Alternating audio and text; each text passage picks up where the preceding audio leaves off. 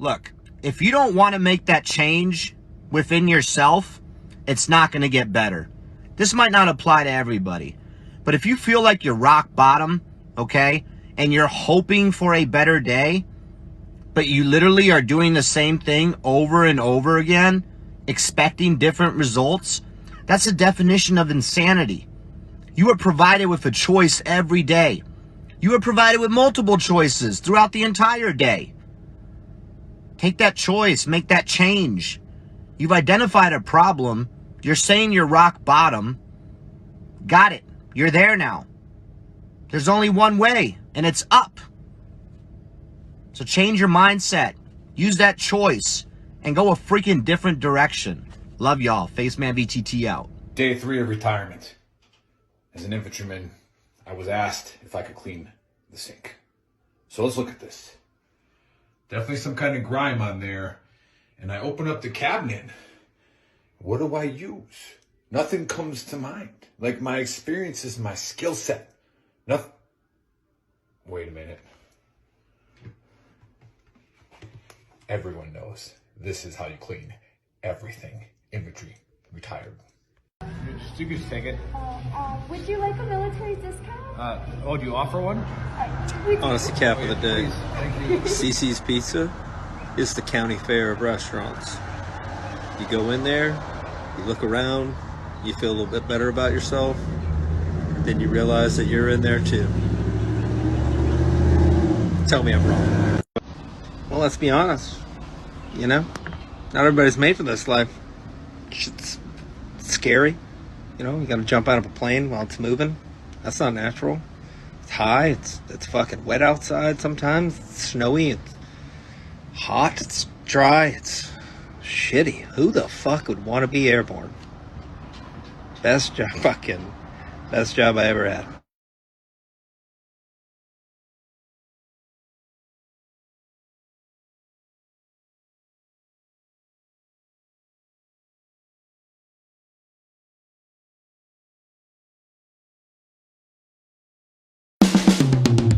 This is the Veteran Trash Talk Hour, hosted by Nick, Dave, and Buddy. Real warriors making fun of other real warriors. Try to not get triggered.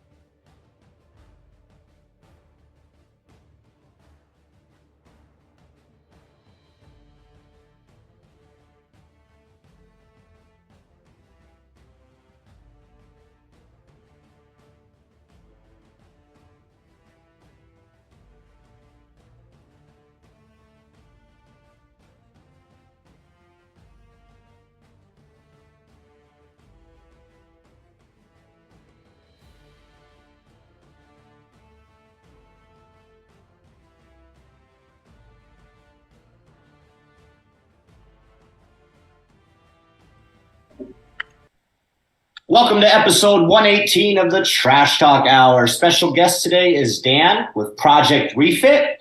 And today I'm joined by the Big Earl. Where's Buddy at? Buddy, I forget what he said. I think he said something about maybe transferring his citizenship to France. Is he moving to Europe? Yeah, I think so. Europe? He really bit into that World Cup thing pretty hard. And I think he's just, now he's a big football fan. I know. No longer Alabama football. He's a football. Yeah. So, I think the types of foods he eats, and the complaints about the barbershops last episode. Real bougie. Right? Buddy, we love you. We miss you. We wish you were here, but we got a couple of no-shows today. But we'll get. Oh yeah, there's another no-show, isn't there? Yeah. We'll talk about that later. Anyway, I am going to kickstart the dumpster fire as usual. Thanks everybody for tuning in. And I'm going to say Chucky, move the hell over, because today we're going to talk about the Island of the Dolls near Mexico City. You guys ever heard about that? No. Briefly? No? Okay. Briefly. Briefly, okay. So there's actually 2 islands in Like that 15 location. minutes ago. Yeah. So there's actually 2 islands in that location, and one is actually fake, and the other one is real. So the story basically goes, back in 1950, this guy Julian Santan Barrera found a dead unknown girl and her doll on the island. She was basically drowned. She had drowned, and he found her. So nobody knows where she was from. Her name is unknown, and still to this day, they don't know where this little girl came from. So as a memory to her, he took the girl's doll and he hung it up on the island, okay? Just like for the spirits and to give it to that girl. Soon after that, he started getting tormented on the island, all right, by screams, sounds of crying. Even the doll that he hung would be found in different locations, all right? So the doll was apparently moving around on the island. So in order to appease the evil spirits, he started collecting dolls from all over, okay? So he was a farmer. He had crops and stuff like that. So he would, take his little boat into town, into Mexico City or whatever, trade his crops in for dolls, and people would send him dolls. So the island is just surrounded by thousands and thousands of dolls, okay? A couple of years pass, and he is found dead as well in the exact same location that the little girl was found dead, and he drowned, okay? At night, apparently, you can see shadows on this island, okay? People claim that when they go there, they can see dolls moving. They can hear screams at night. It's basically one of the most haunted places in Mexico, okay? There is also a pyramid close by where the Aztecs used to perform, sacrifices, things of that nature. Hell yeah. Yeah, if you go on YouTube, you can find a bunch of like ghost hunters and everything. They went there, and I don't know what readers they used to pick up, spirits and stuff, but it was always like off the charts, okay? So long story short, this island is supposedly haunted, okay? A lot of the locals don't want to go there because of superstition and everything. And I guess my question to you guys is, do you believe in this? Like, was this guy making everything up? Did he just commit suicide and threw himself in the water? I don't know. I personally believe that the island is 100% haunted, okay? I've had my Ouija board experiences when I was young. I'm not going to get into that. So I definitely believe in ghosts and all that stuff. Very strange that the guy died in the same location. I've watched some YouTube videos on this, and they say that the dolls attacked him and killed him. Hell yeah. Not so sure about all that. But I will say that yes, 100%, the island is haunted. There's some creepy shit going on there.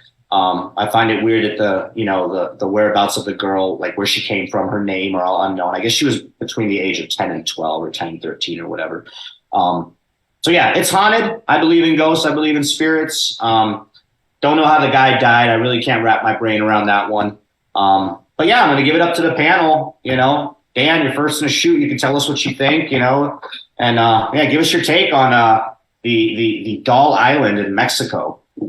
So I struggle with, I've never had I don't believe in ghosts off the rip. I generally don't. And that's just only because I have not had an experience to convince me that it's something believable. Not saying it doesn't exist. Right. I think the thing that would convince me in this situation is the pyramids. I'm fascinated by pyramids. There's a lot of different stuff. You know what I mean? There's a lot of uncharted territory with pyramids. I could easily see it just being that guy probably had a little mental disorder, maybe some schizophrenia kind of stuff going on. People do say that, Dan. Yep. I could see that. But yeah, the pyramid, the fact that there's a pyramid there, and if that was used for the human sacrifices and stuff, I'm not a huge believer in karma and just residual energy being left. But I could be convinced that exists if I was shown it. But yeah, I don't know. This one rings a little. How did he die in the same location? To me, that could have, because with the whole him getting dolls to appease the voices, it could have just been in his mind a closure thing. For sure. I found her there. This is to finalize the process. Maybe he felt that if he was old, if he was an elderly man, maybe he felt that he was passing. It was that time was coming up. Right. And maybe that was a spot of comfort to him. Maybe he had some, I don't know, semblance with the spirits that were talking to him. Okay. All right. So yeah, not going to say it doesn't exist. Not going to say it isn't haunted. You're just 50-50. You're not quite sure. Yeah. Okay. And then real quick, Bryce Mallory is asking in the chat, is there a pic of the original doll that was found with the girl when she died? So yes, Bryce, the original doll is there. The pictures that I sent to Chris are not of the original doll, but the original doll is actually over 70 years old now because it's been there since then. And if you go to travel to that island, you can actually find the original doll. It's right at the entrance, and it's missing its legs and shit. I don't think it has eyes anymore. But yes, the original doll is still there, Bryce. But anyway. Nick, what's your take? Yeah, again, these conspiracies, they loop around. A lot of times we have the same answers to how they exist or what's going on. And like I said, I base all of my knowledge off of movies or TV shows. And I've been watching the Jack Ryan. When they went into Russia and they were like they had the reading for nuclear radiation, and it was, and Ryan's like, go a little bit further. And they go further and it stops, right? So they put radiation where they said this thing happened so that nobody would go in there. So, of course, you pick it up, you go past it, and it's like, so what are they really doing there? Right. So it is haunted, but not by ghosts. Okay. All right. It's haunted by the New World Order. Oh, right? Here we go. Okay. And so something's happening on that island where they don't want you to find out what's going on in there. And people travel there, though. Right. So when you do travel there, you go on these tours, right? And you go to a fake island. Right. Yeah. And they take you on these tours, or they walk you around everything. Hiding where they least expect it. Right. Yeah. And I have some experience in making sure traffic goes the right way. So when I was a ranger instructor, we illegally hunted there all the time. I thought you said when you were a road guard. When I was a ranger instructor in Florida, we hunted on a couple of hunting paths, and we didn't want the ranger students to fuck that up, right? And so on one of the days of the patrols where they went through our hunting area, we purposely put the ranger platoons on movements around there. That way, all the deer would actually go into our hunting lanes because there was so much human traffic, right? So if we're able to do that, so you set up an ambush literally for the deer. Yeah. Yeah, it's a bunch of ranger instructors, why would we? So we created natural lines of drift, different ways. And that way the animals would be like, yeah, there's humans over here. Screw that. We're going over here. And then every once in a while you get smacked by an arrow. It is what it is. So I think they're definitely hiding from the Illuminati big time. Okay, Bryce again in the chat said just a few minutes in and we're getting into the New World Order bet. So he's excited to be that. You got to tune in, man.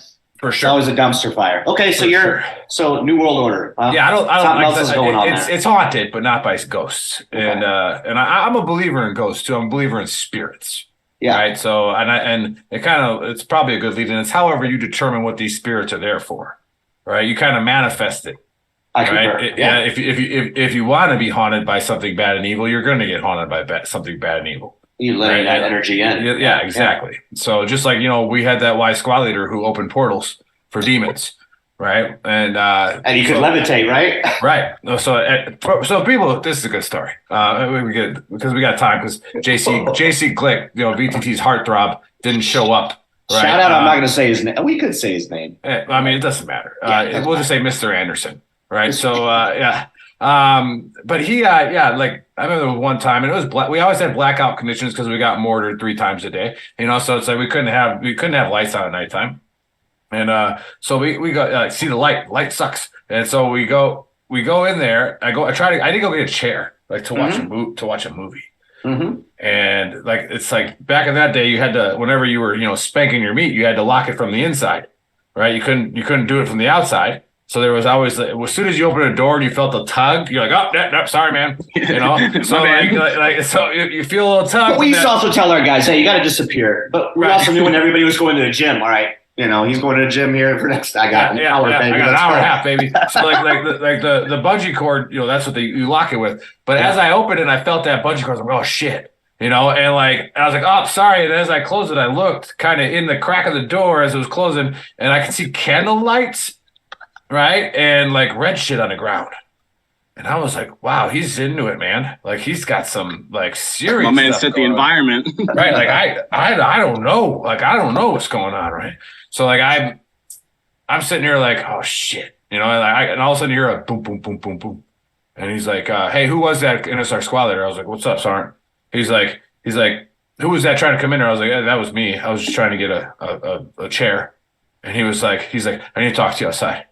And I was like, okay, and I go out there and I go to like Parade Wrestle. I'm like, am I gonna get smoked for like fucking trying to open a door? Like, this is bullshit. No, he wasn't that kind of guy though. And he wasn't. He was and he's like, hey, no, relax. And so I'm all right, drop my arms, and he's like, hey, you got to be careful, man. And I'm like, what? I'm like, I got it, man. I'm sorry. No. He's like, oh, listen. He's like, you need to pay attention to your surroundings for the next couple of days. And he's like, you need to let me know right away if anything weird starts happening. And I'm sitting there like, what the fuck is this guy talking about?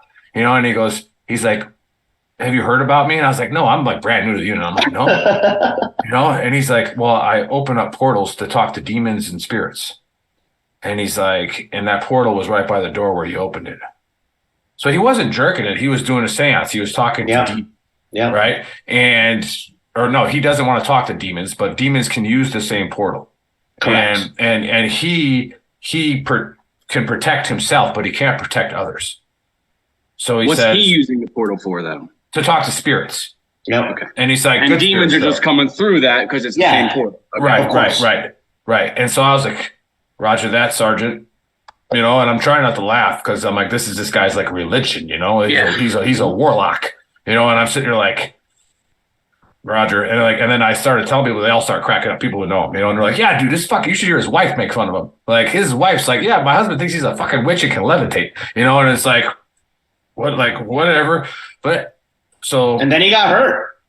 No, not just hurt. So now we start looking into it, right? I ended up taking his squat. We hit 120 IEDs that deployment, right? Yeah. As a company, right? It was like a lot of them were like for like the IPs though, so they weren't as powerful. Like they were more for like F1, like the trucks, the Toyotas, not for up armored Humvees. Yeah. So a lot of them just blow right through. But we as a lead truck never hit a single IED for like 10 months. And like he was pretty smart with navigating. Like he was good. But maybe it's the spirits, right? Oh yeah, they were. Maybe it's the spirits protecting him. And so then I get wounded. We hit an IED. I get wounded. I'm out for a couple days. The very next day, the same truck hits a fucking another one.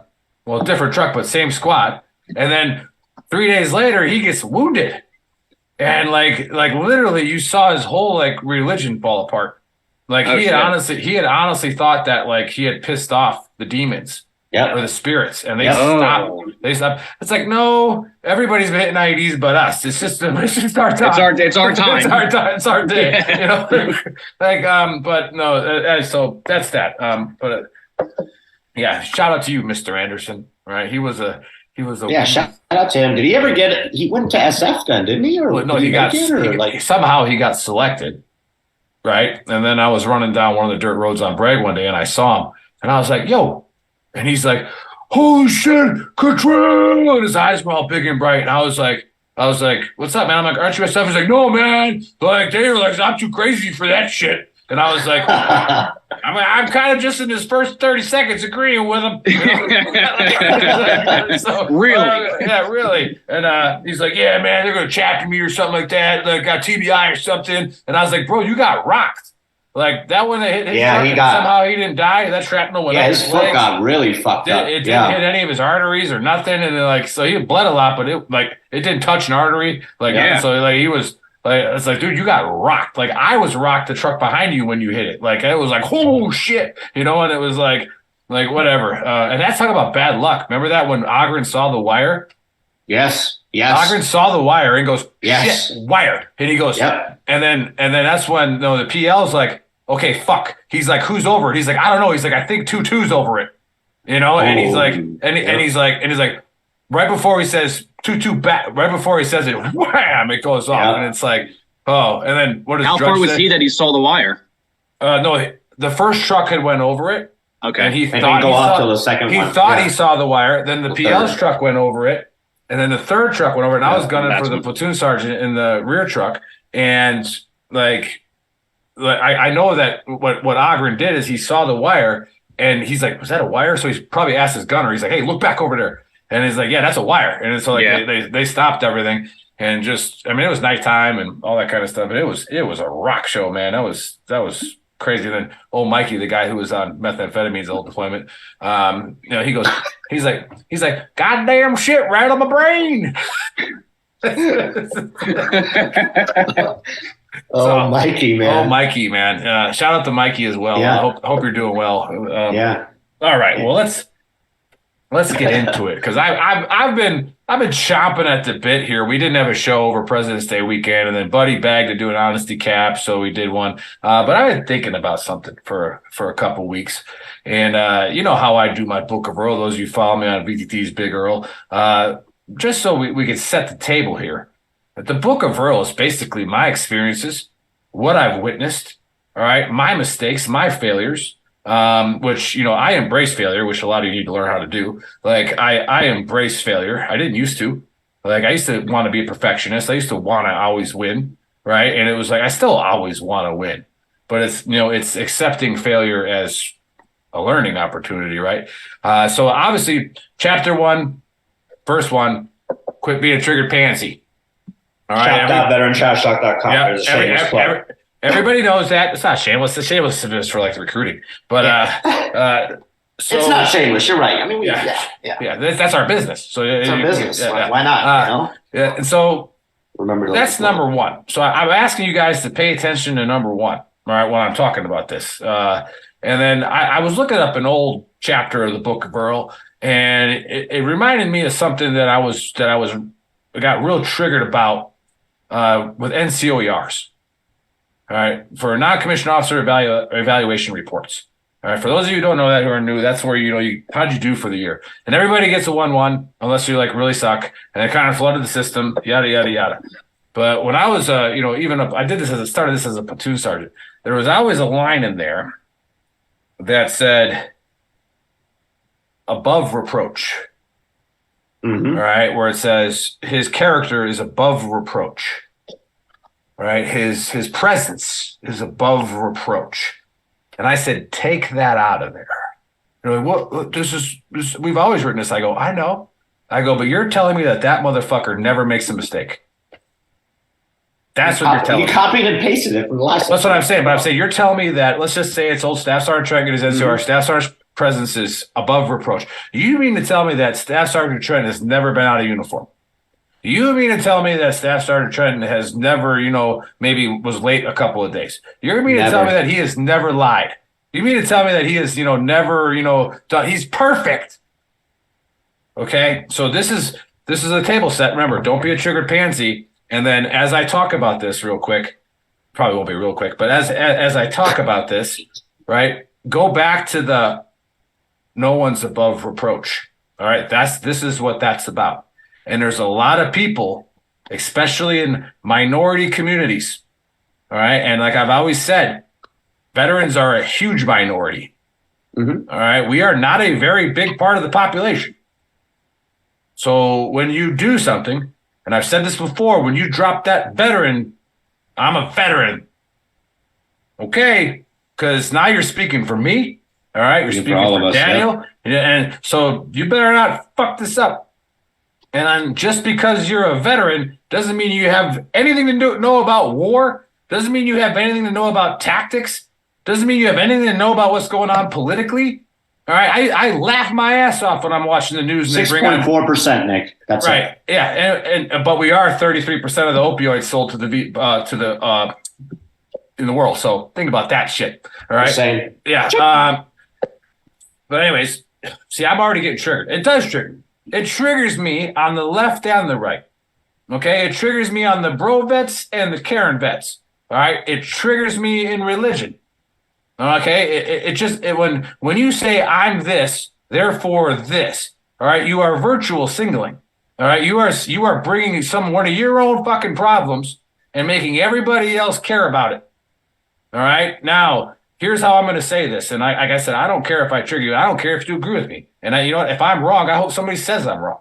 Because I've made so many mistakes in my life. I have put my foot in my mouth multiple times. Right? And where I needed a good battle buddy to be like, hey, you kind of be a dick. Probably shouldn't have said that. I'm not like, because maybe I was in one of my, narcissist moments. And I was like, wait, it doesn't make me a narcissist. I was just having one of those moments. And I'm like, wait, did he take it that way? A lot of people took it that way, homie. And it's like, oh shit. So, as as a good human being, doesn't matter if you're a guy or a girl, you're not above reproach. But just because I'm a veteran, just because I went to Ranger School, just because I was a jump master, I got to all the fuck cars, doesn't mean I have any clue what's going on in Ukraine. Right? Doesn't mean I have any idea how to go fight that war over there. Doesn't mean I have any idea about your PTSD. All right, your MST. All right, so this is what triggered me. Do both sides. First, let's start with PTSD and MST. All right. Here's what's happened in my life when it comes to MST. All right. As we've started this company and we started to bring on, a lot of female veterans and even female podcasters. Okay. I had a pretty good fallout with somebody who was not doing what they were supposed to do podcasting. Had nothing to do with their sex. And they had somebody else call me. And that person started yelling at me on the phone. Right? Like yelling at me. And I was like, hey, you need to calm down. And she goes, you don't tell somebody who's suffered MST to calm down. That's a trigger. So I'm like, okay, first of all, I'm sorry what is your MST? Did you get your butt slapped? Did you get raped? Did you get harassed? All right, or was it EO? A lot of people don't even realize that. They'll say I was part of MST. And it's like, no, you were treated wrong because you were a woman. Had nothing to do with sex. Like it wasn't a sharp thing, right? It wasn't sexual trauma. You were just discriminated against EO, which is still bad. Okay, 100%. But here's the point: that's your trauma. That's yours. You own it. I don't own it. I don't have to own it. I don't got to deal with it. Okay, that's for you to deal with. Now, if I know, now that you've told me, if I know, and I want to continue a relationship, a conversation with you, and then I make a joke about something like that, that makes me an asshole. That's a different story, though. That's a different story. It's intent. But that's intent. Yeah, you throwing out this information about your demon, all right, is not my responsibility. Nope. All right, so I'm free to say calm down whenever the fuck I want to whoever I want to. Yeah. All right, now let's go on the other side with PTSD. Oh, I was talking about this at a fight show. I get triggered by this. Oh, I get triggered when somebody says, I got PTSD. Do you? All right. Do you? I go, what about PTSD? Because PTSD is a blanket term. Okay. So what? What about PTSD? Do you have anxiety? All right. Do you have anger management issues? Because the Big Earl's got anger management issues. Everybody knows this. All right. That's my demon. Sleep issues. I think it's, are you diagnosed with it? Because I think there's a lot of self-diagnose. No, I'm not saying. I'm saying that I think there's a lot of self-diagnosing going on. I have this, I have that, and that's where a lot of it comes to. I want to belong to a group, especially this group of veterans that get preferential treatment in certain situations. For sure, I want to belong 100%. To that. Yeah, I think that's a lot of it. That's an angle. That's an angle for sure. But again, I said this on my post, and you can look on my page and see it. I was like, PTSD is not, exclusively to veterans. Right, it's anybody. All right, anybody, any type of trauma. Okay, and I'm not belittling trauma here. I'm not saying that you didn't receive trauma, but what I'm saying is the trauma is yours. Okay, and you are not above reproach when you post something or say something. And God forbid you want to make yourself a public figure like Dave and I have. All right, Face Man, Big Earl. All right, we got a company now. We do podcasts. We got our own pages. Got 115,000 followers on Veteran Trash Talk. Face Man's got like 6,000 now on his own personal page. We are now in the public. All right, so when we say something, we're in a movie too, by the way. Yeah, we are in movie 22, The Unforgotten Soldier. Check my IMDb. Yeah. I don't have a picture on there yet, but whatever. I'm not going to get one. So, you have to be careful what you say. And then you can't get mad when somebody comes back at you because you're not above reproach. All right? Yep. And so when I start saying something, you better believe it. There's somebody who's Googling my fucking name right now. All right? And they're looking at every single thing about me that I've done in the last 20 years. Oh, yeah. Okay? So I do my best to just be authentic. All right. This is me. I make mistakes. Mm-hmm. I also read a lot. All right. I also talk to a lot of awesome guests. I also talk to a lot of awesome people. All right. And I get to learn a lot. Okay. And I've learned so much when we started VTT from a lot of people. right? A lot of people. But for the love of God, let's get into the bro vet again. And when you just say I have PTSD, it makes me cringe. Yeah. Because I'm sitting here like, what about it? And is that an excuse? And you know what? Because like I said, I have anger management issues. I go to therapy for it. All right. And I know, like there's a good, I've said this on the show before. There's a good trick that my therapist came up with. When do you get most angry? At this time of the day. Make an alarm 5 minutes prior to it. All right. And say, think about how much of a douche you're being right now. Like, and that pops up on my phone.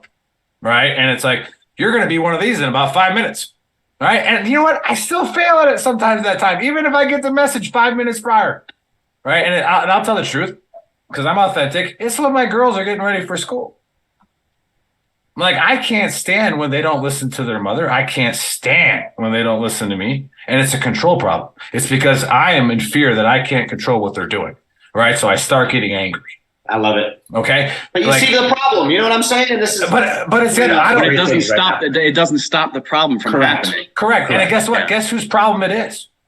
It's mine. Yep. It's not yours. It's not because I have PTSD. It's not because I'm a veteran. Yep. Right. Like, those are factors. But it's me. It's my problem, right? And so here's another virtual thing. I'll just cover real quick because it's pretty simple. Pretty simple. All right, let's talk about Dave's post about Rihanna's halftime show. All right, we and I knew what Dave was doing right away.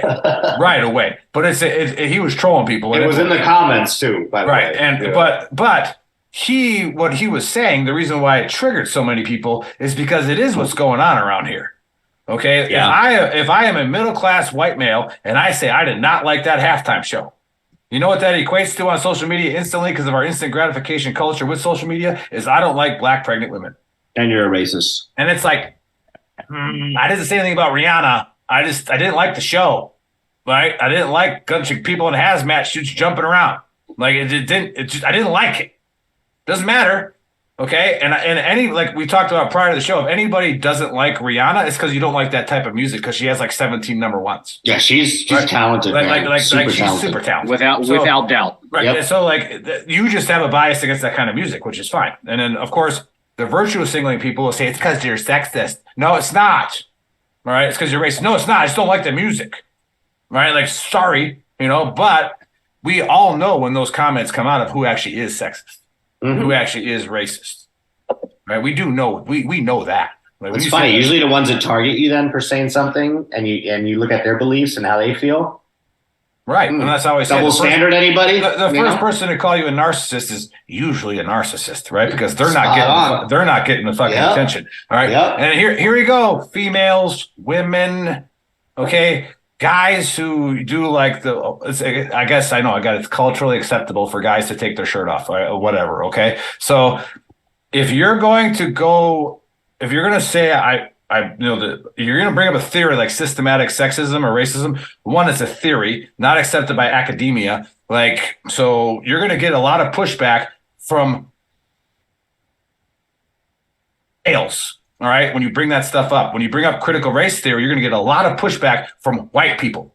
Okay. Because they're like, first of all, racism is an individual act. Sexism is an individual act. Now, if I pull myself together with 15 different racists, then yeah, of course, that group is racist. But the majority of white males in America are not racist and they're not sexist. All right. They are not. All right. At all. All right. Science is behind me the stats are behind me on that one. Okay, they're just not. And so if you're going to say that I can't believe that you would talk to women that way or treat them like objects and you're a public figure, guess what guys are doing? All right, they're looking you up and then they find out you got an OnlyFans page. You are not above reproach.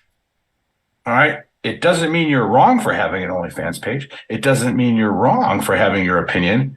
Oh, you are not allowed to say somebody can't argue with you.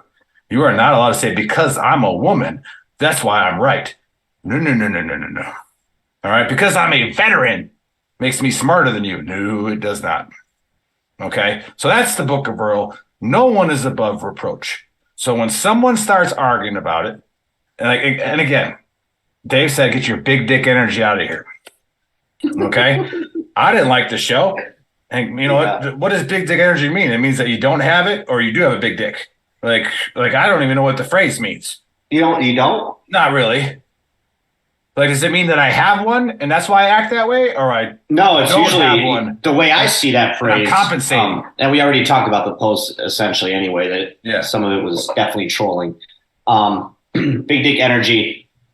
Yeah, it's not even really referring to the size of your dick. It's more like, you know, you want to act like you have a big dick. You know, so it's impersonating that. I've always heard it from a positive sense where I can look at it both ways. Yeah, I've never heard it from not saying it's not a negative. I've never heard it negative. I've always heard it that you have the big dick energy, so you have that energy that exudes other people.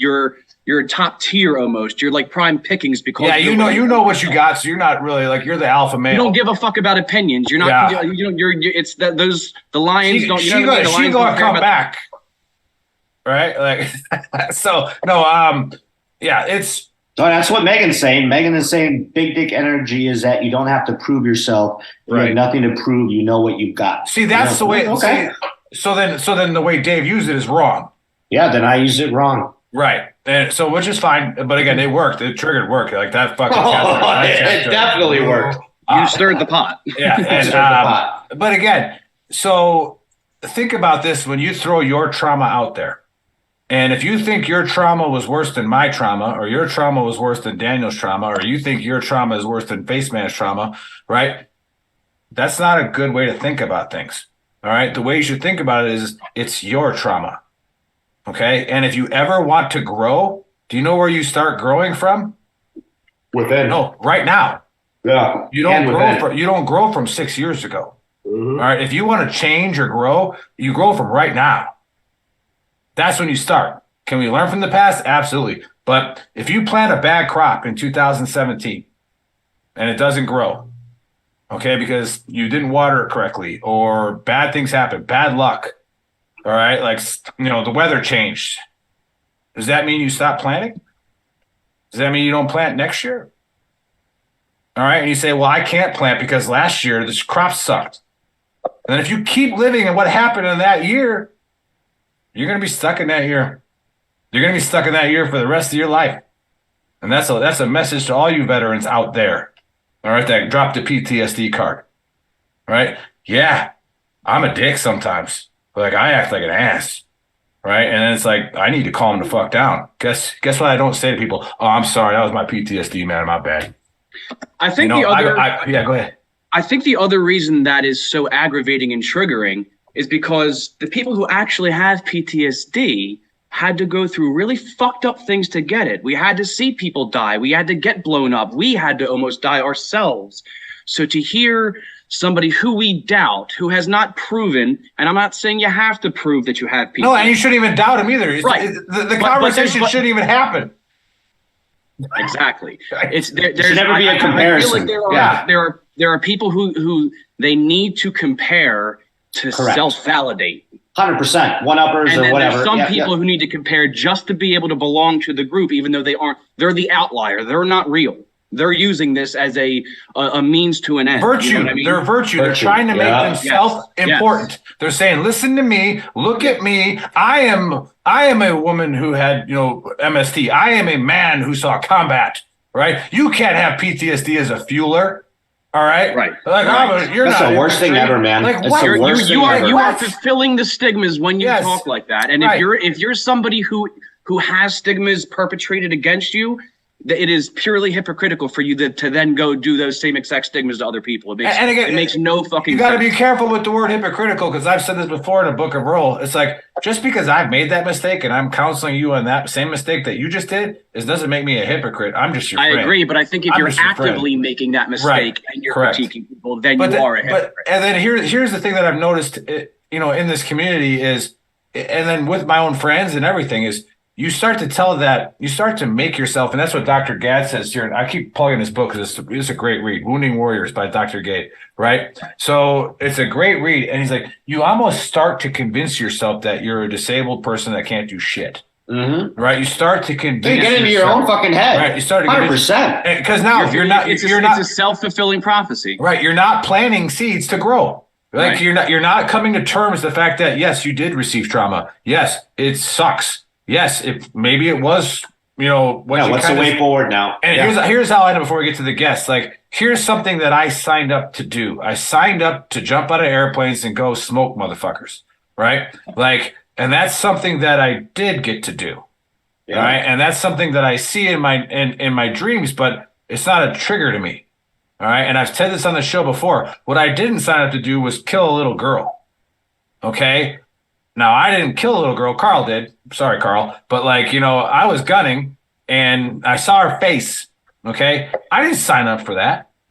Yeah. Okay? I didn't sign up to see that. Okay? And then you'll have the bro vets, that's war, bro.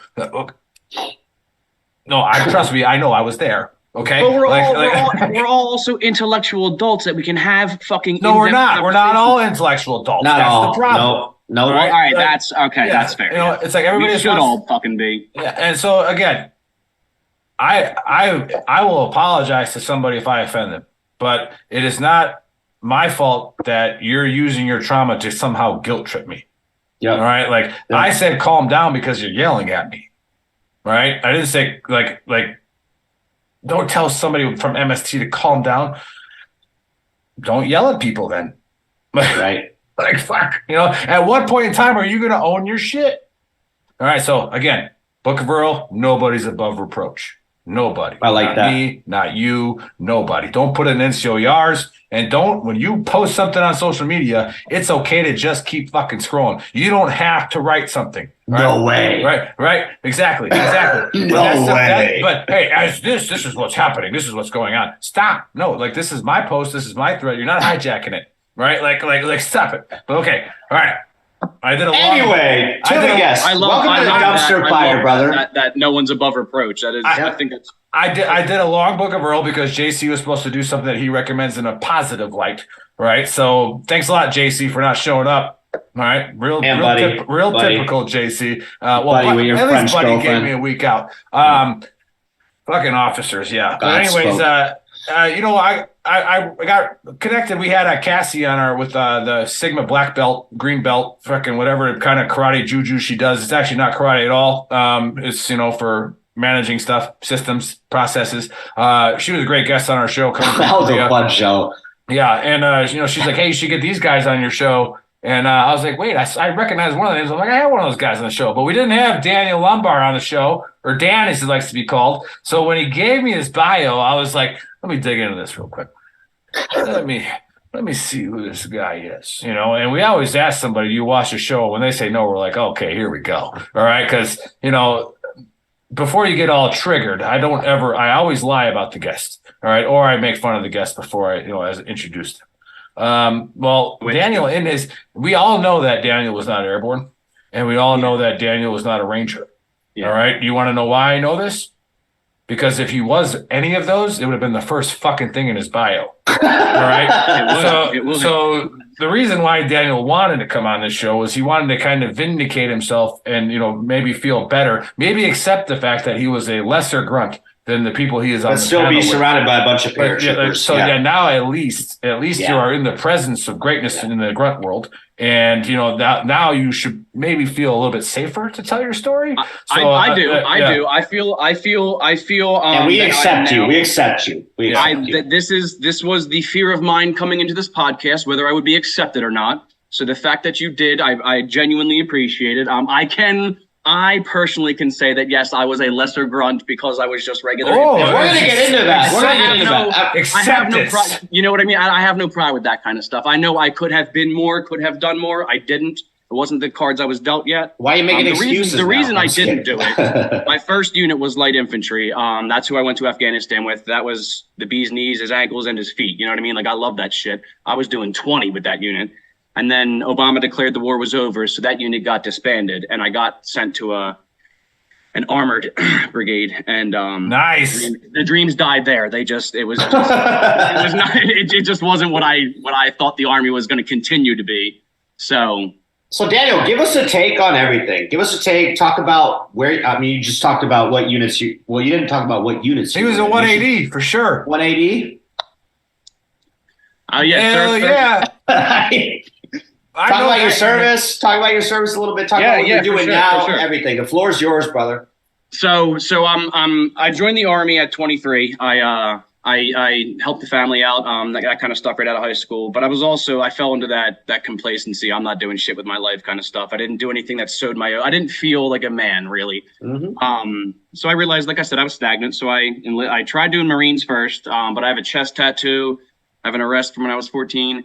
And those things were hanging me up a bit. So, and then my recruiter got into a car accident. He was in a full body cast and nobody had contacted me. So I went to the Army. They were like, yeah, we'll have you signed in 2 weeks. I was like, yeah, bullshit. 2 weeks to like that day. They're like, made it happen. You're going, dude. Get the fuck out of here. So I infantry, like I said, 2 months after I got to Fort Bliss. So I was 3rd Brigade. Dude, I get that shit. I've purged so much fucking shit. But I was with 2-5. We went to Afghanistan 13 to 14, 2 months. I didn't do NTC or anything. I didn't do NTC. So I went right out of basic training. Heavy weapons company. Sorry. No, you're good. We were a heavy weapons company. So we had 2 240s, 2 50 cals, and a Mark 19. 2 of them were Crows. So Crow 50, Crow 240. I was driving. So when we went to Afghanistan, we were FOB security. We were FOB security. So we didn't have to. Our initial mission wasn't to leave the base. So my leadership fought for us to leave the base and start doing screen lines and doing outside patrols. Because at that point in Afghanistan, our area, we were RC West, Shindan. So in our area, it had been like 5 years since American units patrolled outside of the wire, especially in the villages that were surrounding. Yeah, we were going through that in 2008, 9 when we were there, right, Nick? Where we couldn't patrol at all. Without the Italians were in charge of our area when we got there. That's another book in itself of how you have 2- and 3-star generals that didn't understand an order. Like, how the hell is that possible with the stand down order? It didn't mean that we were supposed to stop doing our mission. Like, we can talk about that. That was a taxpayer waste of money. Like, oh yeah, big horrible time. But yeah, Dan, anyway, sorry, Danny, you were all good. Yeah, Dan. So it obviously, I know the trauma of Fort Bliss, seeing as where I retired out of it. And however, El Paso is gorgeous. Nothing. I love the city. Is freaking phenomenal. Yeah, the city's right? beautiful. Right, and but when I walk around Fort Bliss to this day, like I am depressed when I leave there. Yeah. I am like this. There is nobody here having a good time. Like. Heads down, and then again, you might not like the 82nd Airborne because somebody was mean to you or big staff sergeant yelled at you. But I just got back from Fort Bragg, and I was rejuvenated because you just walk around and people are like this. Yes. Right. That's how I felt back coming. That's how I felt coming back from Afghanistan. But right after that, right when the unit dispersed and we got sent to the Armor Brigade, that level of pride was not. It wasn't there. I actually got so I have PTSD obviously. Stop. What you actually talked about it prior to the show. What about PTSD do you have? What symptoms do you have? So insomnia 100%. I was driving for this first IED. So if I didn't drive for 5 years after the IED. I still have very, very difficult issues driving when it's raining, when it's nighttime, when it's snowing. Anything that isn't clear weather, I do not drive well in. I'm irritable a lot of the time. I don't have nightmares as much as I used to. I used to have combat nightmares, but they stopped pretty early on. The nightmares I have more so are when I'm obviously in a negative place, but I have nightmares where I die or somebody I love is dying, but they're vivid, real nightmares. Like I got curb stomped in one nightmare. I felt the cement on my teeth. I felt my teeth break. I felt the blood. I had a dream where I got stabbed like 13 times. It was 13 exactly. So I have those types of like loss and pure loss of control. But yeah, it's more so the irritability. So I talk about it in my nonprofit a lot. Nonprofit. Project Refit. Nice. Yes. So in Afghanistan, I got blown up twice. First one was a 200-pound IED. It hit the back left tire, which is where the fuel and oil lines meet. So it started a fire immediately. We were in MATV's V-hole, so we were, it wasn't horrible. Bougie. Yes, very bougie, very bougie. We didn't get the RPG cages until like. Is that like an upgrade real quick from the M-Wraps? Is that even like Dave stopped being better? a warrior like 15 years ago. Yeah, it's like a leaner one in all honesty. His combat vehicle is a Crown Victoria with a gun plate on it. Look, Nick, we were driving through Samar in 06 with like just regular Humvees. Well, Yeah, no, it's armored Humvees, and then we deployed again a year later, and we had the M-Wraps. But you would think that those are even. Yeah, it's a little leaner. It's got the V-hole. It's up armored. So they're 25,000 pounds. Ooh. So I was the second vehicle in formation. We were the Mark 19 truck. My LT was sitting next to me. It had just rained, so obviously there's a fuckload of puddles. We were in the middle of a wadi. It was going right up onto the Harball Road. The lead vehicle had made its turn, and while it was making its fucking turn, me and my lieutenant were talking about how we were the only platoon who hadn't gotten blown up on the deployment yet. Jinx that shit. Right. Huh? So I looked at him when we were talking, and I turned, and they had already. I missed where their track marks were, so I had to kind of guessed wrong. Drove over the IED. I didn't have my door combat locked, and neither did the interpreter who was behind me. That ended up saving our lives. The concussive blast went out my door and his door completely, so that ripped my helmet off, and it was pure luck. My helmet ripped off, and my head hit. We had a DVE screen, so it was folded up. It hit that, and I blacked out. So I was on fire from, I don't know, the waist down. Like my butt and legs were like pushed out like the door, like out the driver's side door. So I was pulling one leg in, one leg out, trying to leave. One leg was really fucking hot and one wasn't. So one of the dismounted 240 gunners had left a 100 round belt of 7.62 in there. And then, like I said, it was the Mark 19 truck. So we had 620 40 mics. I was the only one left in the truck. Like everyone else had gotten out.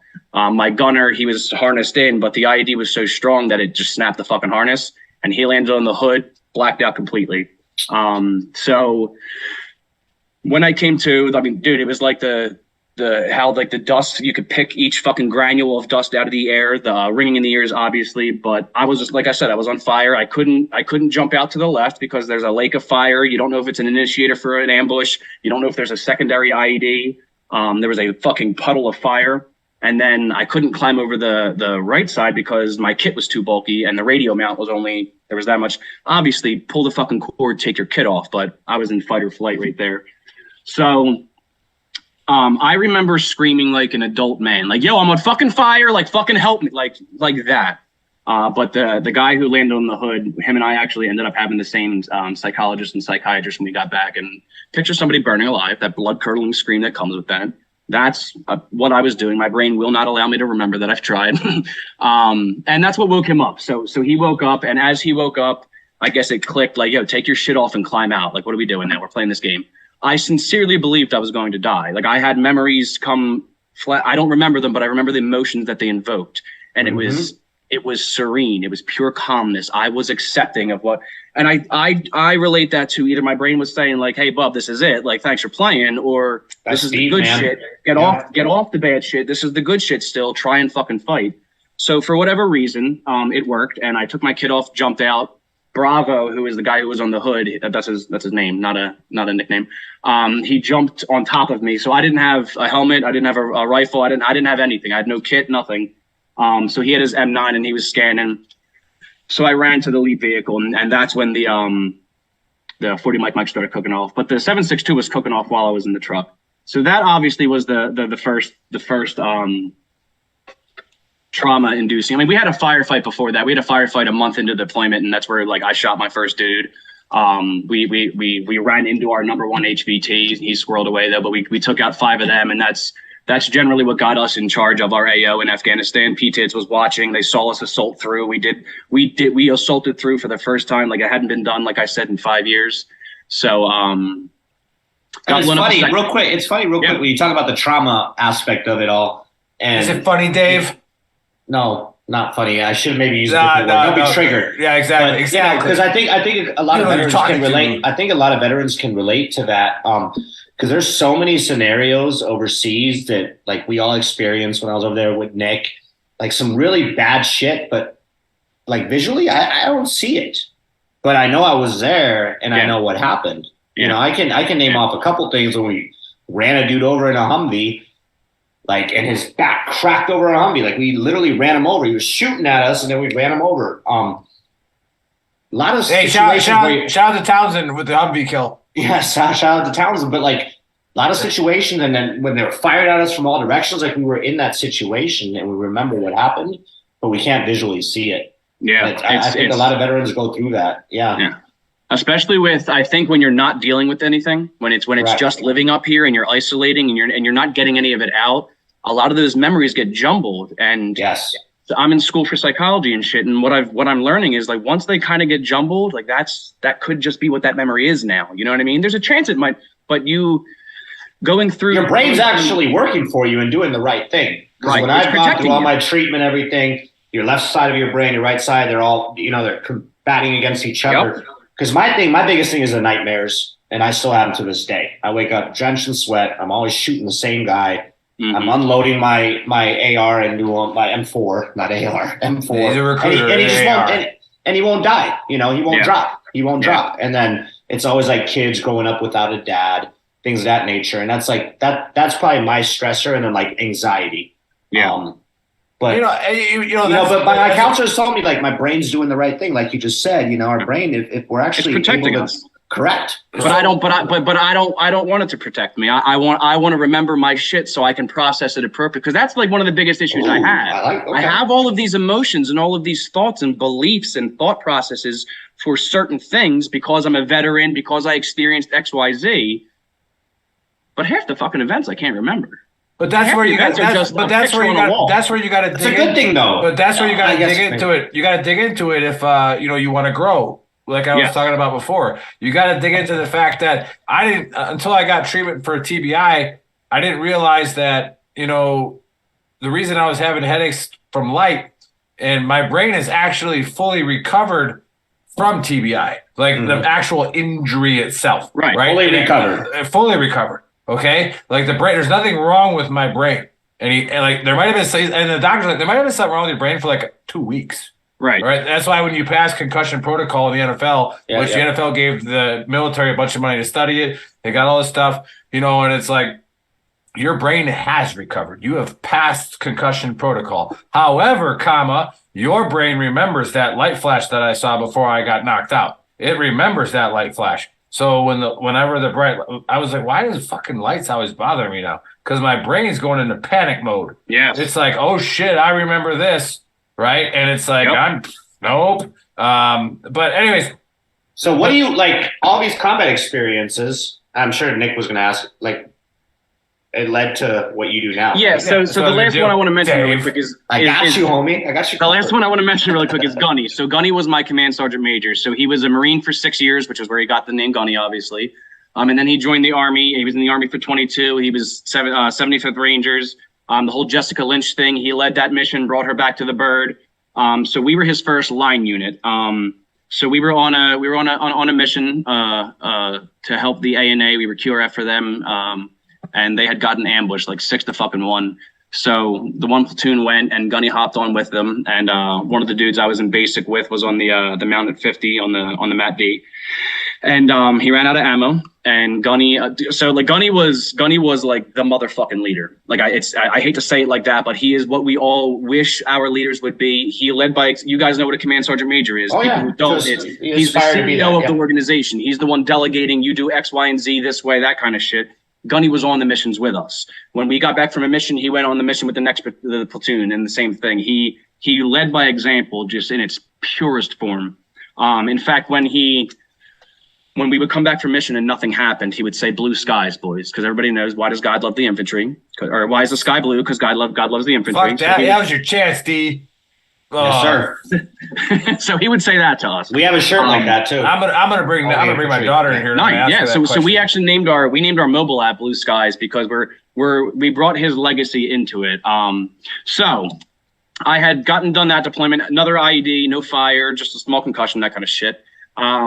Finished that deployment, came back from Afghanistan, got IPT to the armored unit, went to Djibouti, Africa for 7.5 months, and that's kind of where I started noticing shit wasn't where it was before I went to Afghanistan. So I started your booty. So the actual reason I started doing therapy was my boy, you know the game Fruit Ninja? Oh yeah. So me and my boy dominated Dave at that game in the office. Me and my boy were playing that, but in real life, like I had like kiwis and shit, just whatever, and he had a fucking giant kitchen knife, and I would throw it up, and he'd fucking try and cut it. We weren't drunk, but this was just shenanigans. That's how safety briefs started. Yes, that's exactly how safety briefs start. Yes, but I was wearing a Gray Hanes t-shirt, and the kiwi hit me in the nipple, and he's like, "Oh, you're lactating," and I was like, "No, dude, like a wet kiwi just hit me." So I lifted my shirt up and squeezed my nipple, and like yellow pus came out. And I was like, "What the fuck?" So I lifted the other one and the same thing. Dude, I went to the fucking sick call the next day. I was obviously the laughing stock. I just looked at my medical records yesterday and it says nipple discharge for what I went for.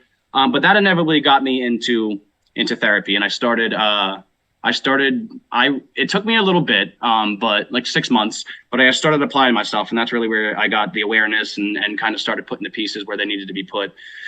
So I was getting medically retired from the Army. I got my percentage. I got told I was going home, and I know that if I don't deal with this, I'm never going to deal with this. Like if I don't start in the beginning, I'm never fucking starting with it. So I had an appointment with the vet center set up before I even got home. But I made a Facebook post, and James Corbett, the other co-founder, we have a mutual friend. So we weren't as familiar back then, but we knew each other. We had a conversation or three. So I posted on Facebook saying that, hey, I'm coming home. I'm not the same Dan that you knew going in. Like I was a very happy-go-lucky comic. I was very nice, sweet, all that kind of stuff. I still am, but there's other sides to me now. I get irritated. I may just not want to fucking come out, that kind of stuff. Don't take it personal. It's a me thing. I'm working through some shit. Don't apologize. Excuse me, that kind of stuff. And James saw it. And he saw that as a sign of leadership. So he hit me up and he asked what the Army does to prevent PTSD and suicide from happening. And if you get diagnosed with PTSD or you have suicidal ideations or attempts, how do they combat it? And I was bitter and obviously going through some shit back then. So I said, look, they give you a percentage and they say, go fucking have fun out in the real world. So I was one of those combat vets that I have to have a fucking combat vet to talk to or I'm not talking. That is a parameter that I'm setting and I'm not willing to budge. My therapist, she was not a combat vet. James is a civilian. He's not a combat vet. So, but for some reason, just in that moment, I had looked for a nonprofit or a fucking combat group in my area. I'm in South Jersey to go to, and there was nothing. I got a nonprofit. I'm not going to name them because they're a great organization. I was just bitter back then. But I need this. I need to see you guys give a fuck what I'm talking about, or it hurts. You know what I mean? So this specific. Well, to tell you the truth, I stopped listening after you said you weren't airborne. Yeah, that's fair. That's fair. You want people to be able to speak the same languages. Yeah. About 20% truth right now. You just made him lose his train of thought. That's what I do, homie. So yeah. Go ahead. You were in Jersey. So, you were in Jersey. Oh yeah. So this organization was just hyping. It was just hyping. So I got paired with a guy who was in the Navy in the 80s. He didn't see combat. He just wasn't in the same headspace I was in, so there was no connection there. So James just came into it. He started messaging me on Facebook, and the fucking messages were this long. And like I said, I need this shit. So I asked him, can we do a video chat? Can we just like skip all this bullshit? And he was like, absolutely. So we had a four-hour conversation, and it was me just dumping the shit I had in my brain. An hour therapy session is not enough for me to talk about the shit that's happened in the last 10 years. It's just not. It really isn't. I need unfettered access to you responsibly. You know what I mean? So it kind of clicked for us right there that it's really peer-to-peer support. It's just having somebody who's good at critical listening, not somebody who's trying to throw in their experiences and compare and say, oh, I know what it's like too. Like just letting you get off what you have in your mind. So we co-founded Project Refit. It's a peer-to-peer support for veterans and first responders, but also the support system of the service member, whatever service they are in. So we have every Monday and Friday, we have a Zoom. We call them our radio check buddy check-ins. So the Monday one's live streamed to Facebook. So I'll talk about my time in Afghanistan. I have a suicide attempt from 2016 that I'm open about because if you're not, people don't know. It's a taboo to talk about it. Me talking about my shit, I have no negative repercussions from it. Like we can talk about it. You know what I mean? We're trying to destigmatize these topics. And that's a sign of strength, brother. I appreciate. Thank you. Yes, I can see that. I can see that. A lot of veterans want to see it as a sign of weakness, talking about all that stuff, but it's actually a sign of strength. The bro vets. Yeah. So the Monday ones are live stream. The Friday ones are not. So that is just a Zoom. It's 9 p.m. Eastern. We also have a mobile base. So something we talk about, it's common knowledge that as vets, first responders, firefighters, cops, whatever you are, EMS, dispatchers, we use vices to deal with what we're dealing with. There's no fault there. There's no judgment whatsoever. Mm-hmm. Alcohol and drugs are the commonly known ones. I don't think isolation is in, you know what I'm saying though. I don't think isolation is talked about realistically. I think isolation is what's pushing our people to kill themselves. It's definitely one of the factors for sure.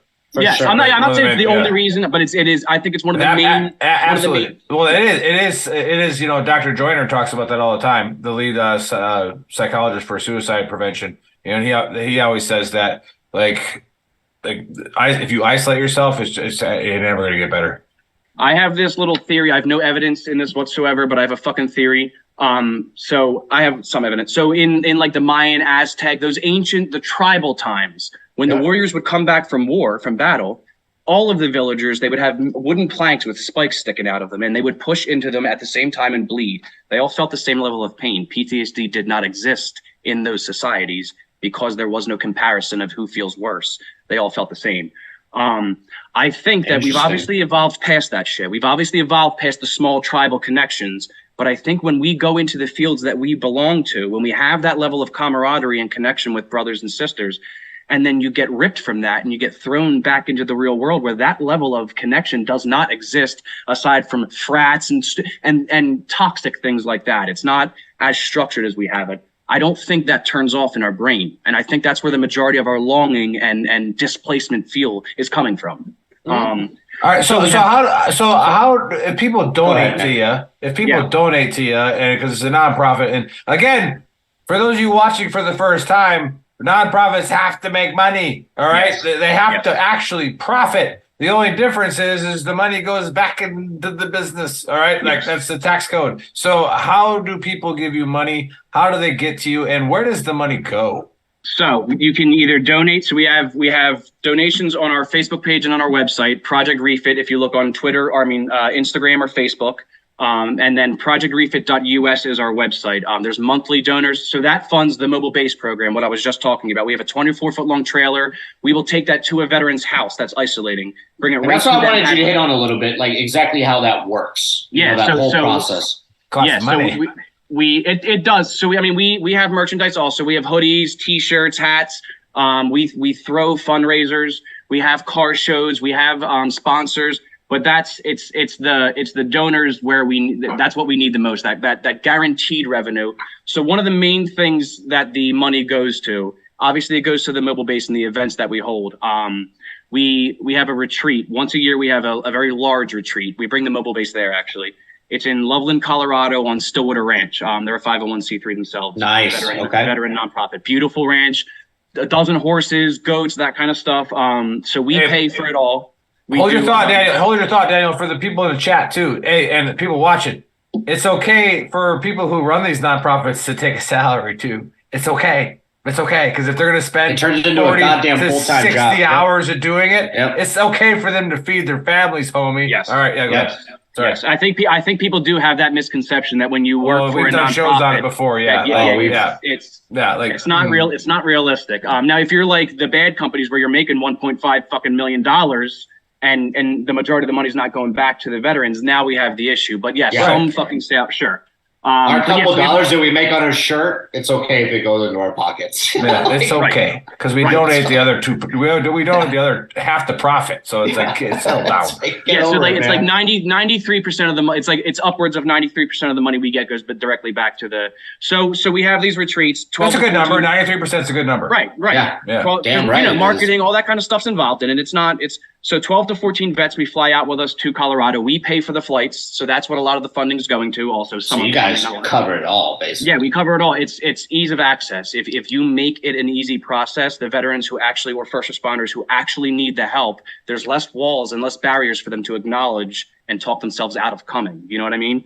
So we have events every day at 8 a.m. and 6 p.m. So fly fishing, horseback riding, archery, hiking. We had a Phoenix Weaponry. They're a weapons manufacturer down in Loveland, Colorado. They took us to the range. We shot stens. Like, it was just an amazing experience. They took us back to their manufacturing plant, showed us how all the cool shit's made. But what we really do it for, that's obviously a part of it. It's to lighten the load. It's to lighten your mind. But at 8 o'clock at night, every night, we have a big ass fucking bonfire. And everybody who came, we had locals also coming. You sit around the bonfire and you're present. You don't have to talk. That's not a requirement. You're being there. Being there is just is all it is. You're present. You're showing the other people. You give just as much of a fuck as they do.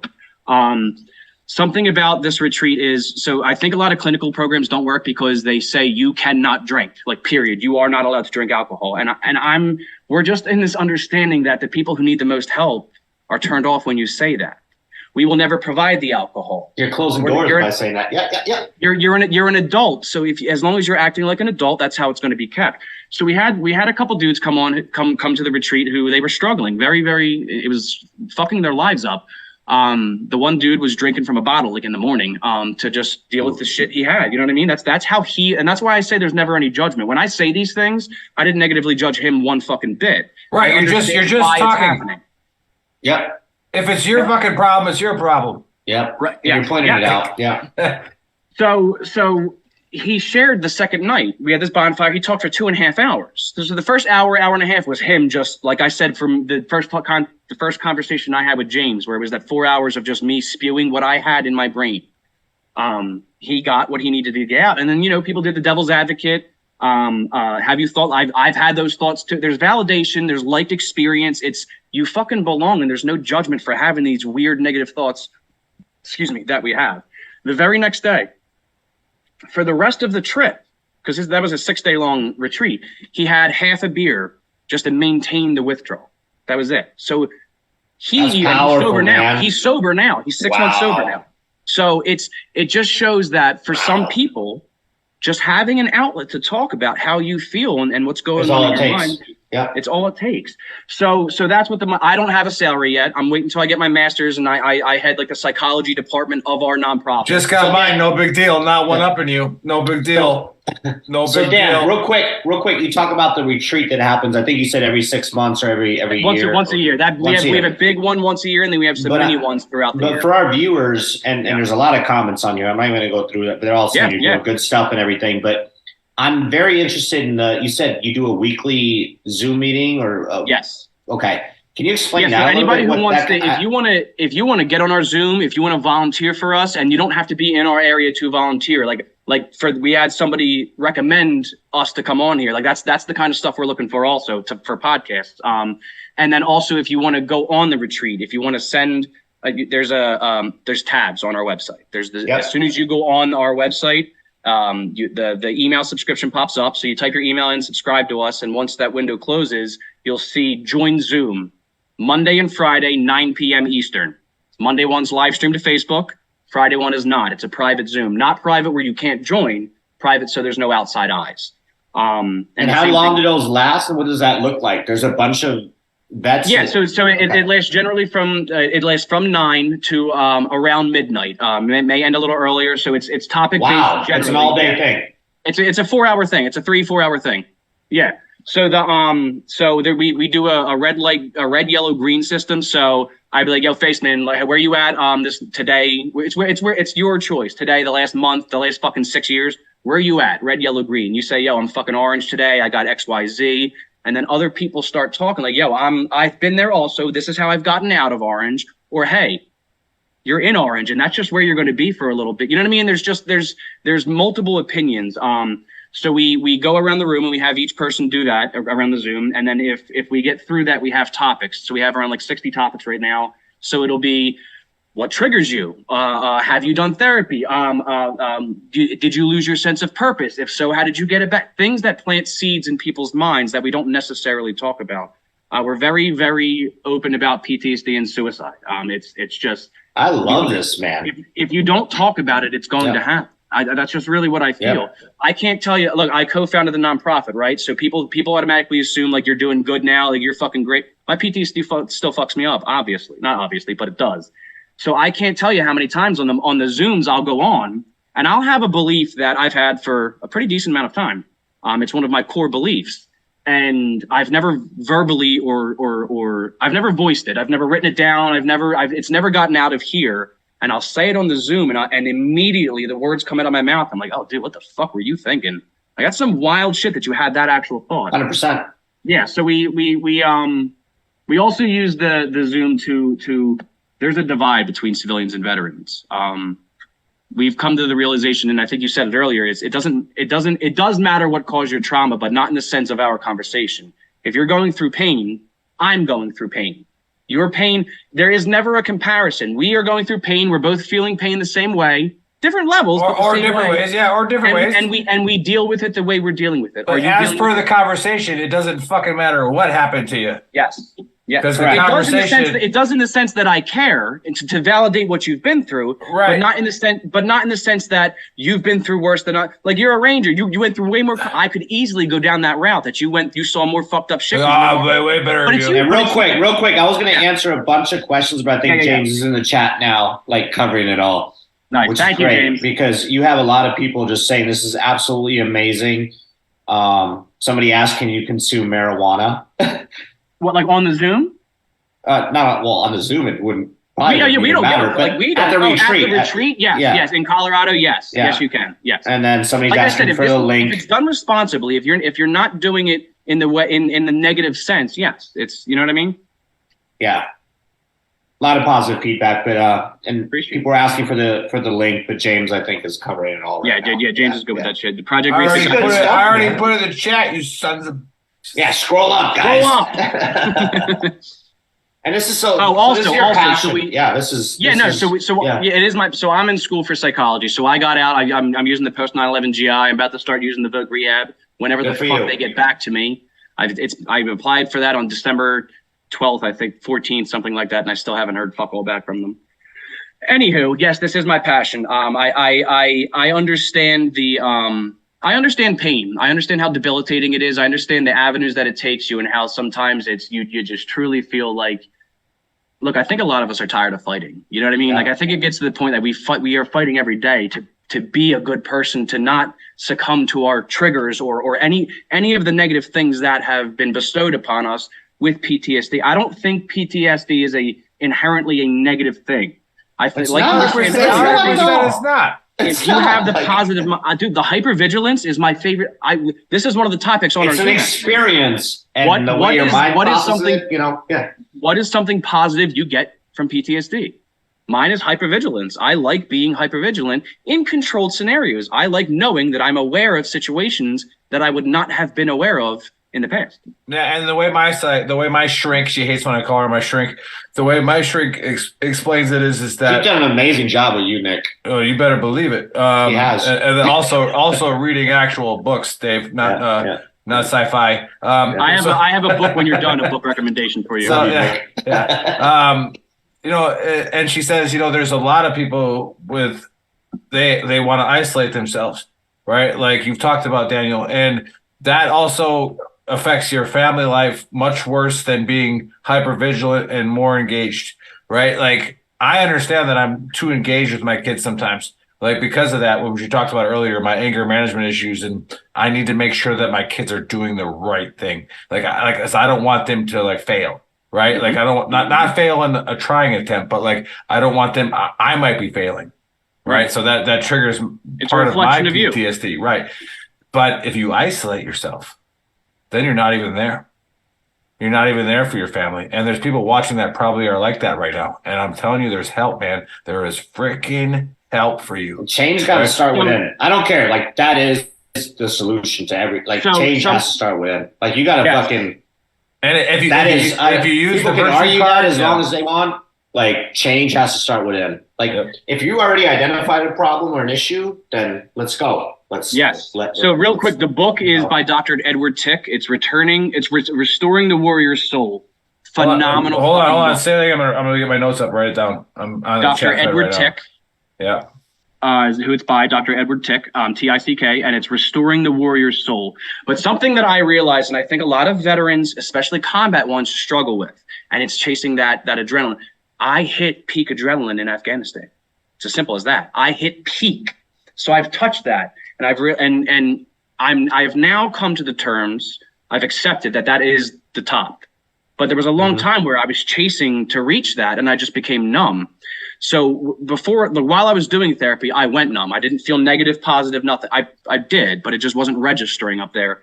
So I forgot what happiness and sadness felt like. Truly, like what they truly felt like.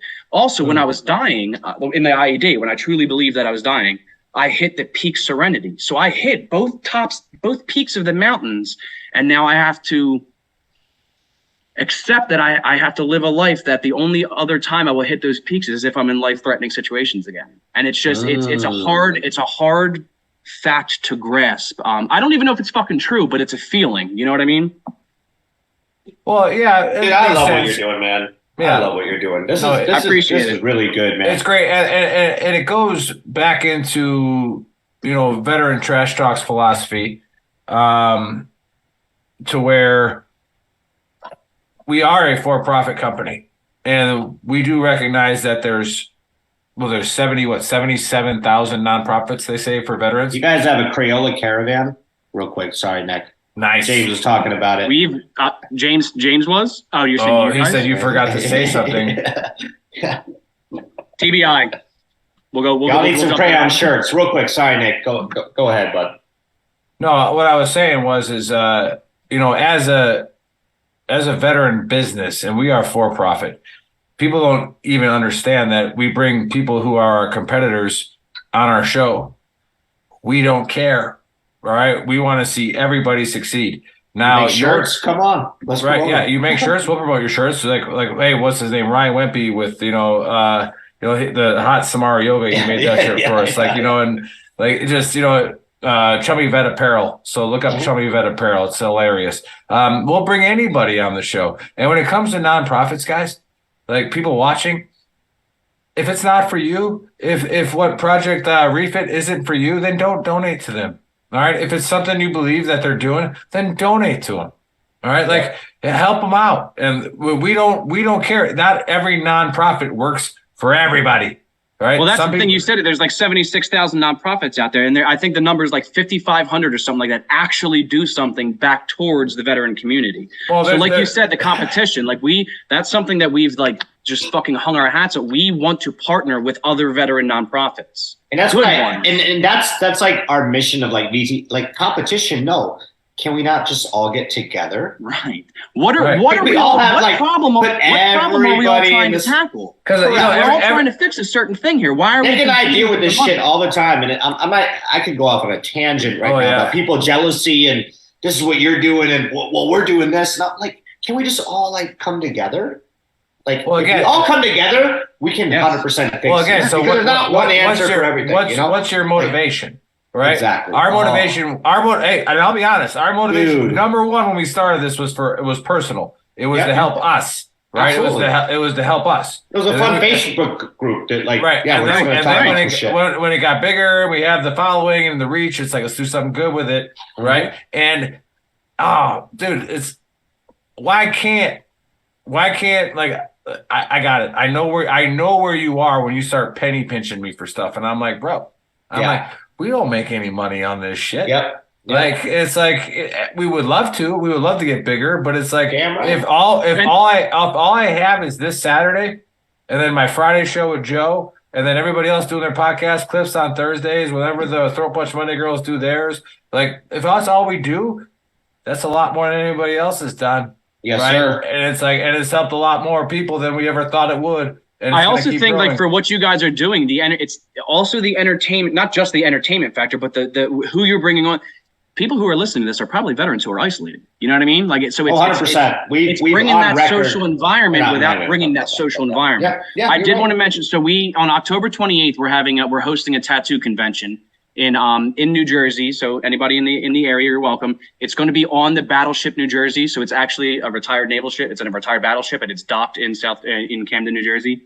We're renting the top and the whole thing. It's both front and back deck and the officers' quarters. We're firing the cannons off at 11, the whole 9 yards. So that tattoo convention is a thing. But the other thing I did want to say is it's not just these big events and shit that we do. So we have We had a female cop in Louisiana who it wasn't like this last storm, but I was going to get into that here with cops and stuff. We have a close friend up in Jersey who's a police officer. We need to get after the show. We'll connect. Yeah. So she got in contact with us, and her roof essentially got ripped the fuck off. She's caring for her adult brother, shit's rough. You know what I mean? So we raised enough money, drove from New Jersey to Louisiana. I'm sorry, and rebuilt that roof for her. Right before this last hurricane in Florida, James and I flew to Florida, and there was a cop who he had been held hostage, shotgun to his face kind of deal. So he took some time off work. And then he went back and he had a dude handcuffed, and just how the guy like cinched, and he broke the cop's fingers in his dominant hand. So his two daughters' bedroom walls, they had gotten hit by a storm, and they didn't have insulation, drywall, and like the floating floorboards. So James, the guy had all that shit purchased. Like we didn't have to buy any of the stuff. So James and I flew to Florida, and we put the insulation in, put the drywall up, put the floor down. To us, they're little menial things, but now his daughters have a bedroom to sleep in. Now it's one less worry off his bed. It's one less demon screaming in his ear kind of stuff. So it's I don't want to say micro things because they're very big things for the people that are involved in them, but they're missions. They're not retreats. They're not. Well, we bring the mobile base to that obviously, but there are our missions where we help the people directly. Dude, I think you got it all figured out, man. I think you're getting after it, man. Brian, I want to go back to. He's above reproach. I was just gonna say it. I was just gonna say it. He has it all figured out. He's got it all figured out. Never. I was looking for Brian's message. He's like, "You will go far, young man." You said you will go far, young man. I appreciate that. Brian, who? Find them and fix them. I think what you're doing is awesome. Yeah. Brian, you old fart. What's his last name? Brian Self, bro. Oh yeah. I know Brian. So that's the thing with the Zooms for people who are watching who may be interested. There's no like requirement of you joining. If you see 5, 6, 7 people if you see people in there and you just don't know them and you don't feel comfortable talking, turn your camera off, turn your mic off, change your name if you want to. Just listen to what's being talked about. Come into it with an open mind. I think that's the biggest thing with us. Something I've noticed when I'm not really in the best of places mentally, I have a chip on my shoulder almost. There's no fucking reason for it to be there. I'm the most self-conscious individual in the world. It's PTSD. But there's a voice for whatever the fuck reason. And I think that deters a lot of people from doing something that will benefit them. Well, you're not opening up to the situation. You already have an outcome in mind or something that's already going to, just send you in millions of directions. Like, open your mind. Like just let it go. Just give it a chance. But it's control. It's fear of the unknown. We've been drilled and trained into our minds that fear of the unknown creates death. So then again, if you spend as much energy on something new as you did in what was in the past, or avoiding it, you'd be so freaking surprised at what you could grow, like what you could do. Like you try. You try, and I do it too. I'm guilty. Again, I'm not a hypocrite. I do this too. You try to feel sorry about yourself, and you try harder than it is to be successful. I want to be in pain. I want to be in pain because it's controllable. I can control how much I'm in pain. I was thinking about a Bryce just filled out the volunteer form in the chat. Awesome. Thank you, Bryce. Thank you. Awesome. Good stuff, brother. A title of a book I was thinking of was Hold Your Pee. Now, hear me out. I'm hearing you. I've been doing that for the last 10 minutes. It's about time to wrap it up, homie. So here's something that's going to happen eventually, right? You cannot stop it. If Dave sat there for another hour, he'd piss himself. Okay, like there's do another 2 hours. Okay, fine, 2, but it's coming, right? It's something that's coming. Otherwise, serious damage to your body's going to happen. Okay, like if you hold your shit or piss, serious things happen because that's something that's going to happen. Like it's good, no matter what. It's guaranteed. Right? It's going to happen. Yeah. Right. And look at how much effort Dave is putting into holding his pee right now. Right. Next to none. Imagine if you it doesn't have to be you, but imagine if you put that effort into something that the outcome wasn't guaranteed. Right. To where you don't know what's going to happen. Yep. Right. But you've fixed your mind and your heart and your muscles to hold that pee in. And I'm sorry, ladies, that pee when they run. I know a lot of them. Sorry, you have no control over that, right? Childbirth, bitch. But Fair. You know, like you're trying so hard not to do something that's going to happen. Mm-hmm. So that's why I said I think it'd be a funny title to a book. I think it would. I think that's a very good one. Holding your pee, right? Like, or holding your shit. Holding your pee, the inevitable outcome. It's coming out. That. It's fucking coming out. Like, it don't matter how hard you try, it's coming out. Right? No matter how hard you try, yeah. It's coming. But I think in the real world example, like the shit that we have no issue dedicating X amount of money to gym memberships and supplements and all this shit to make us look good and feel good physically, but nobody fucking attends to their mind. And I get therapy isn't for everybody. I think people have a misconstrued idea of what therapy is nowadays. I think both are very important. No, let me find a good therapist too. Let me argue with you. Let me argue there. Please. But you just actually answered it, so I don't need to argue with you. Like, you're allowed to say no to a therapist. 100%. Veterans, you're allowed to say you're not the one for me, and I know nothing against you. I need to find another one. I went through three until I found one, and she goes, why'd you pick me? I go because you were to the point. I go, once I found out that you were to the point, and again, part of it's, my own education and whatever and reading. And I'm like, when they start doing drills that I already know, I'm sitting there like, I didn't come here to learn how to hunt the good stuff, lady, right. Like, or guy, whatever. Yeah, let's get to the point. Yeah. Let's get to the fucking point. What do I got to do? And then there's time, and then that opens it up to where now I start talking more and she's just sitting there and my shrink, whatever. But yeah, it's everybody can benefit from therapy. Everyone. Like, it doesn't matter. You don't have to be a veteran. Everyone can be. I think if you've had one of my very first psychiatrists said it, you are having a realistic response to an unrealistic scenario. Our brains are not meant to process what the fuck I stepped on a human man's brain that was literally in the shape of Africa. I can remember what it sounded like. Like, we're not supposed to see those things, though. At some point, that shit adds up. No, we were. In the moment, dope as I loved it.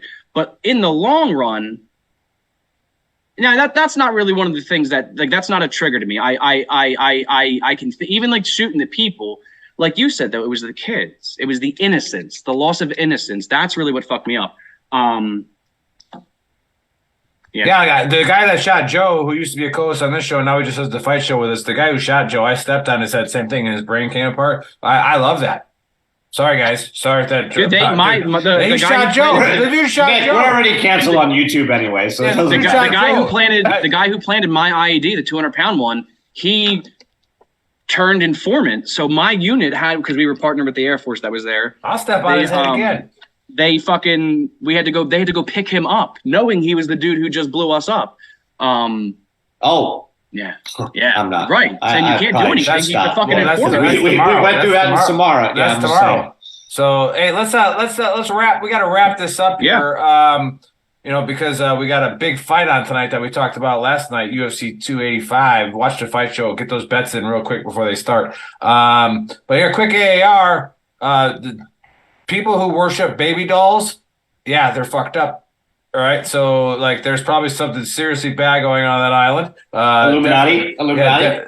Whether it's haunted or not, there's some nefarious shit going on. Yeah, lizard people. We don't know who it's haunted by, so we had that going on, and then of course we had the Big Earl. And just like I said, quick takeaway, right? Like, no matter if it's a conversation about women's rights, politics, warfare, your trauma has nothing to fucking do with it. Nothing. Okay? As soon as you silence anybody on any of those spectrums, you are virtue signaling. Like, hey, look at me. I'm the expert. Everybody else is a fucking moron. Yeah. Right? Nope. No, that kills growth. So we had that. And then we had Project Refit. All right. And awesome shit, man. Awesome shit, dude. Dan. Thanks for sharing everything you did. I guarantee you saved some lives today for sure. And again, nonprofits, people, they have to make money. They have to make money. All right. So whenever you're sitting around your whatever fire pit that you drink around, like we have our dumpster fire with the beers over it, whatever fire you're sitting around, you're sitting around, man, fuck that nonprofit.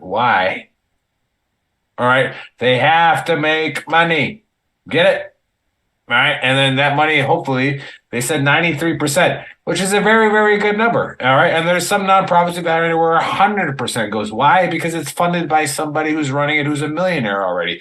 They don't need the money. In fact, there probably is a tax write-off for them. Doesn't matter. So, like, why do you even get into their personal life for it? It's helping veterans, okay? It's helping first responders.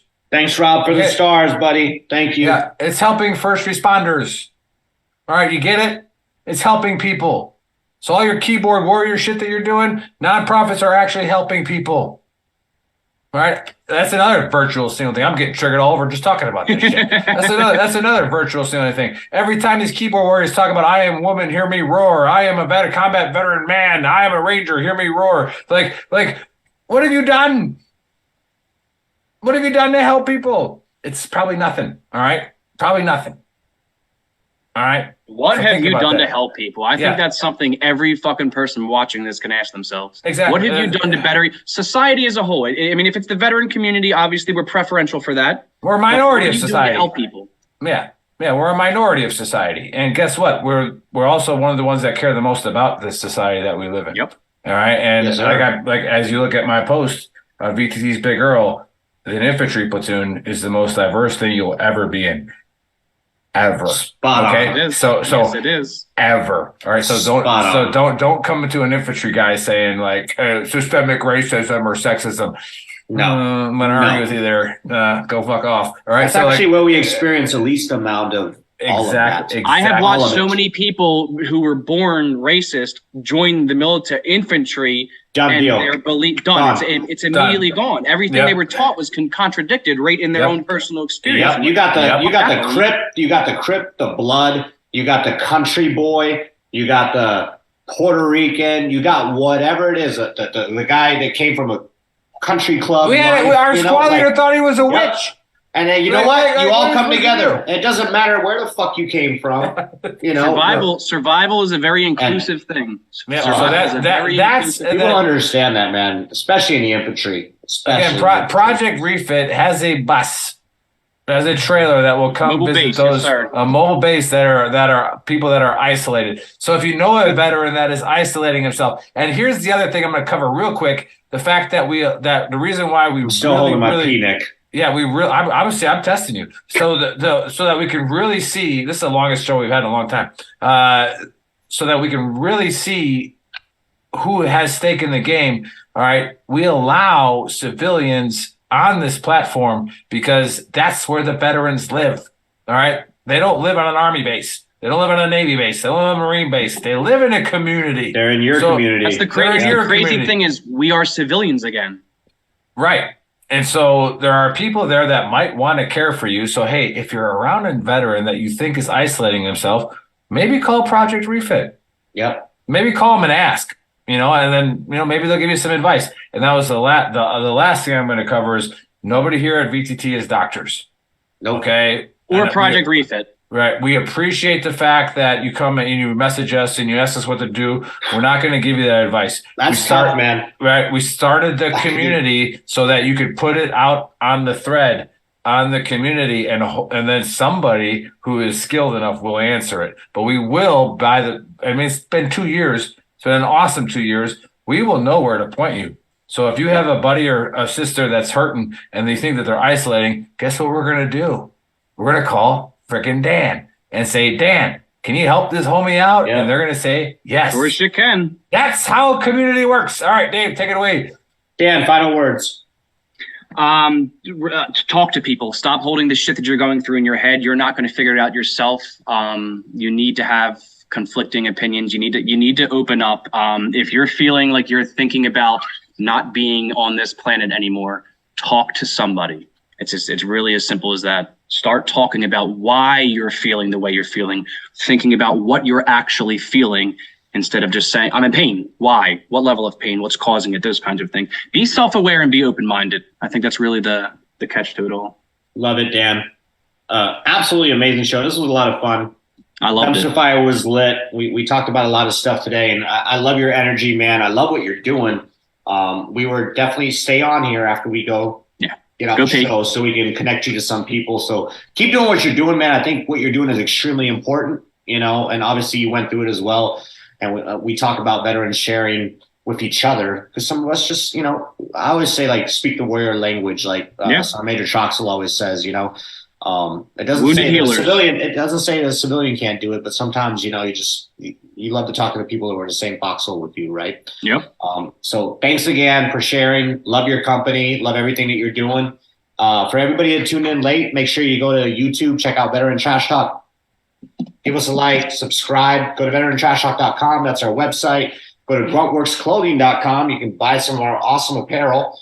Nick's got the top seller on. Quit being a triggered pansy. Okay, there's pansies on the left and on the right. There's pansies everywhere. Pansies everywhere. And, you know, great show. Go check out the Project Refit. Yeah. Sorry. To the Unforgotten Soldier. Okay, Nick and I are in that. Produced by Sam Medina and his beautiful wife. Stop saying Medina. That's not how you say it. It's Medina. I say Medina. Stop saying Medina. Italiano, vaffanculo. Where do you watch it? You guys next Saturday on Amazon. Thank you. Catch y'all next week.